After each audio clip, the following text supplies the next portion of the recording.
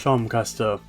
As a formidable villain who possesses the ability to defeat the main trio, she is perceived as a monstrous force when a goal is set, but what if I told you she could become even more frightening? This what if scenario has been on my mind for years, tracing back to the classic era of Ben 10. In Season 3 Episode 3, Charmcaster attempts to switch bodies with Ben, but ends up seeing Gwen instead. However, one particular moment in that episode intrigued me. Originally I thought it would be an intriguing but brief what if scenario.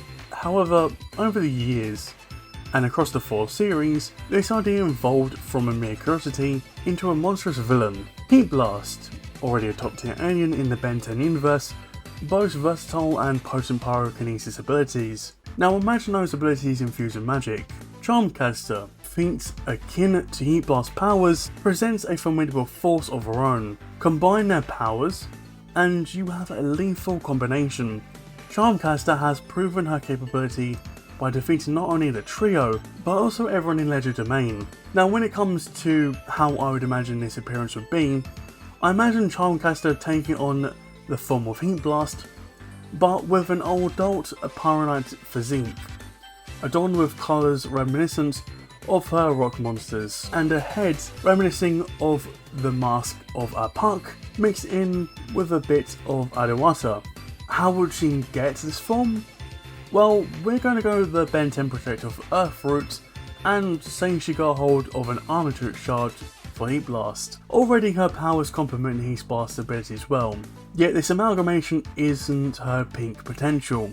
Setting aside ultimate transformations like Ultimate Heatblast, there are still further enhancements to consider. Let's refer to these enhancements as the true version of Charmblast. By utilising one of the charms of Bezel, we can elevate her abilities even further. The 6 keystones of Bezel enhance all natural powers, abilities and skills of Possessor, amplifying them tenfold according to the information sourced from the wiki. Therefore, we will imbue Charmblast with the Charm of Fire, essentially granting her powers akin to those of Heatblast and amplifying everything tenfold. However, there is another ability I intend to incorporate into Charmblast's arsenal. The final ability I propose to include is the power of the Alpha Rune. Even with a weakened iteration of the rune, Charmcaster demonstrated the capability to merge with her rock monsters. The ability alone enabled her to overwhelm Swampfire until we reach full strength. If Charmblast was to seek power, as she did when sacrificing numerous lives to resurrect her father through the Dagon, we could speculate that instead of channeling power to the Dagon, it would empower the Alpha Rune, and consequently, her. Now, the extent of her newfound power remains a subject of speculation. However, if we adopt a generous perspective, let's consider that the enhancements grant her power equivalent to a weakened Dagon with her armour. Further augmented tenfold by the Alpha Rune, combining this with the synergy of Heatblast, let's assume she reaches her prime state as well. Moreover, given her origin from the Omnitrix, she would inherently be the strongest Pyronite. With these considerations, envision her matching Gwen's powers. Perhaps if we stretch our imagination further, she can even rival an Anodite Gwen at full power.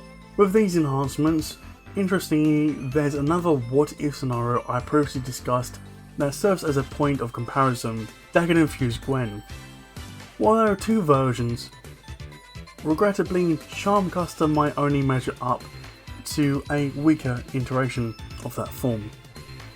So to wrap up this video, I have definitely had this on my mind for a while now. Like I said, Charmcaster to me is just a very interesting villain, and when we get to see her powers, they are spectacular to see. Anyway, I would like to know what you guys think of this fusion down in the comment section below, and how powerful do you think it would be?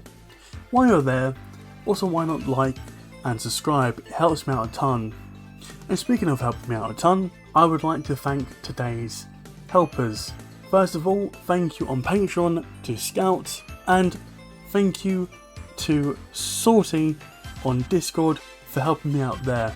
Thank you all for watching, and I will see you all in the next video.